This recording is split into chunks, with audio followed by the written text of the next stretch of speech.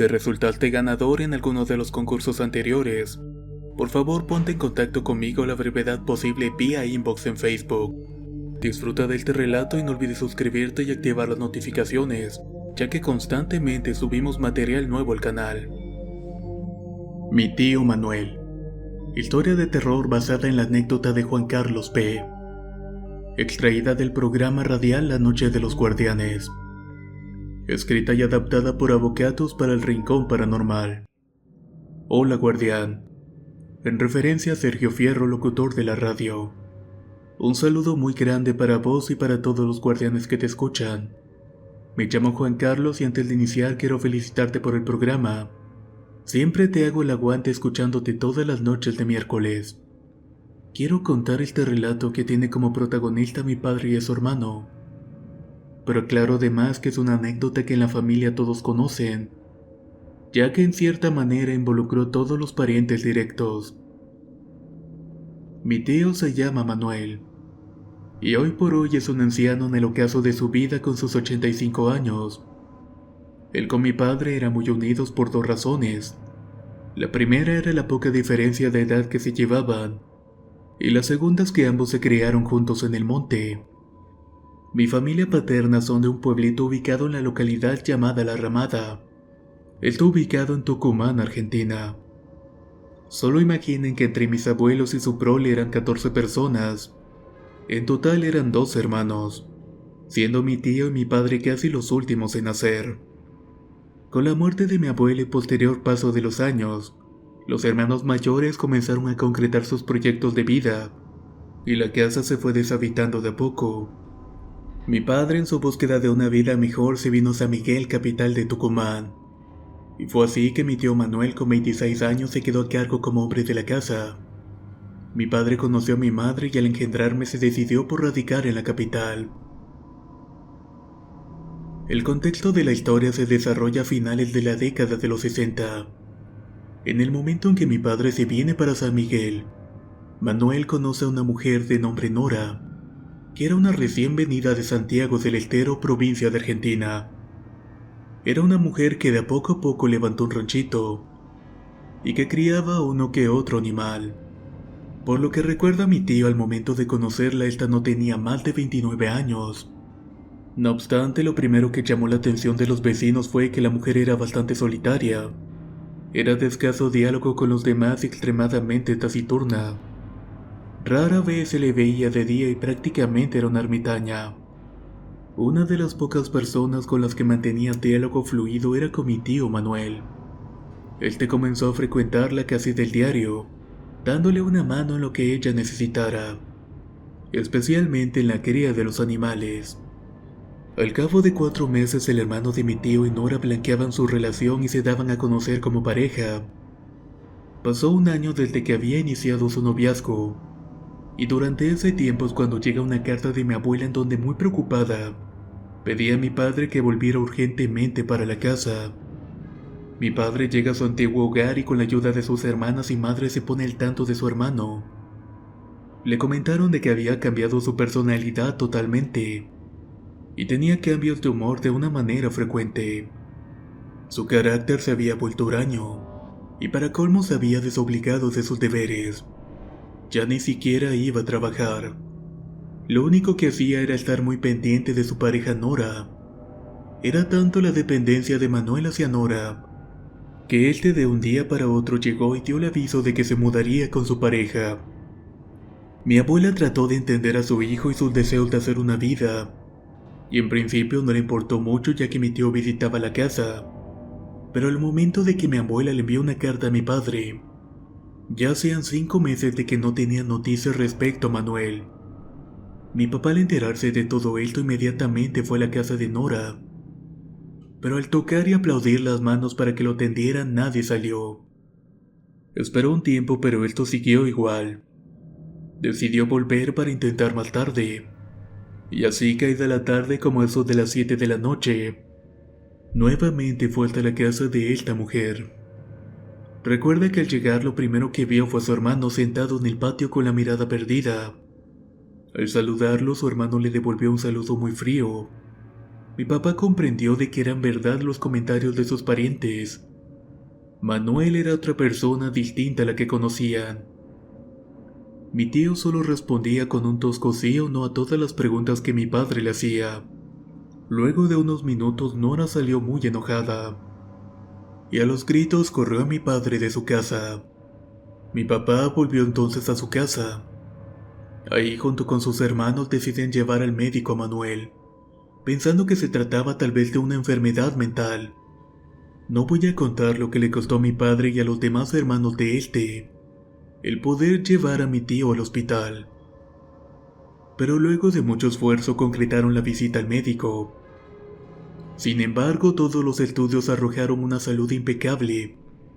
No había nada tanto mental o físicamente en mi tío. Pasaron 6 meses y Manuel seguía perdido por más que se le hablara o le recriminaran. Su actitud no cambiaba para nada. Cansados todos en la familia y agotado a las demás vías, y viendo la extrañeza de todo esto, mi padre, preocupado por su hermano, busca al padre Zacarías, un sacerdote amigo de la iglesia de San Cristo, la cual se ubica en la localidad de la Banda del Río Sali. Con el sacerdote coordinan para ir a la casa de esta mujer. Recuerda a mi padre que en ese instante en el que llega con el cura a la casa de Nora, esta se puso como loca apenas los divisó. Rápidamente comenzó a insultar al sacerdote mientras tiraba piedras para que se fueran, y así evitar de que vieran a Manuel. Mi padre le gritaba a su hermano para que éste reaccionara, pero parecía estar en trance. Parecía perdido en sí mismo. Entre los dos deciden introducirse a la propiedad de la mujer, y el primer paso del sacerdote dentro del terreno provoca que Nora grite tan fuerte y de un golpe seco cierre la puerta. El cura comenzó a rezar con fuerza el Ave María mientras avanzaba. Esta mujer desde adentro comenzó a maldecir y a dar alaridos de dolor. Mi padre recuerda que ese instante fue uno de los más impresionantes que ha vivido en su vida. La tierra temblaba con cada grito que daba Nora, y el cielo parecía haberse oscurecido por completo. Mi padre, al llegar con su hermano, sin dudarlo lo levantó y a los empujones lo sacó de ese terreno. Acto seguido, el padre Zacarías le puso un rosario a Manuel. De ahí se pusieron a caminar el trayecto hasta la casa de mi abuela. No era un recorrido tan largo, así mucho eran unos 3 kilómetros. Recuerda a mi papá que a medida que avanzaron comenzaron a sentir unos pasos detrás de ellos, pero cuando voltearon no había nadie. Pero a la mitad del camino se apareció esta mujer totalmente transfigurada. Llevaba una prenda negra desgastada. Su tono de piel era totalmente cadavérico, y las cuencas de los ojos eran totalmente negras. El padre le pidió a mi papá que no parara de rezar. Nora, mientras tanto, comenzó a gritar blasfemias y maldiciones a los tres, todo esto mientras les arrojaba tierra. Pero fuera de esto no se acercó. Simplemente caminaba de un lugar a otro rodeándolos. Pareciera como si un depredador estuviera acechando a su presa. De un momento sale corriendo y de un brinco se tira al suelo. Ya tirada en el piso comenzó a moverse como una víbora. Se comenzó a arrastrar hasta que se subió a un árbol, y de ahí comenzó a escupirlos. Las veces en que mi padre me contaba todo esto siempre recalcaba que nunca sintió tanto miedo como esa tarde. No dejaron de rezar con el sacerdote hasta que por fin llegaron a la casa de mi abuela. Inmediatamente el padre Zacarías le dio de beber agua bendita a mi tío, y luego le pidió a todos que rezaran. Al término de esto, el sacerdote se quedó en oración de forma solitaria por varias horas. Al día siguiente mi padre tenía que volver con el cura a la capital, por lo que le pidió a sus hermanas, sobrinas y primos que lo ayudaran con el tema de Manuel, por lo menos hasta que él volviera. La primera noche en que mi tío volvió a la casa de mi abuela se durmió tranquilamente. El problema se manifestó cuando el sacerdote se vino con mi papá a la capital. Caída esa noche, Manuel cambió totalmente su personalidad. De un momento para otro comenzó a gritar desesperado que necesitaba a Nora. Era tanta la fuerza que aún con todos los demás varones de la casa, apenas si lo podían contener. Con mucho esfuerzo lo amarraron a la cama. Apenas se hizo esto, se escuchó una risa muy grotesca en el patio de la casa.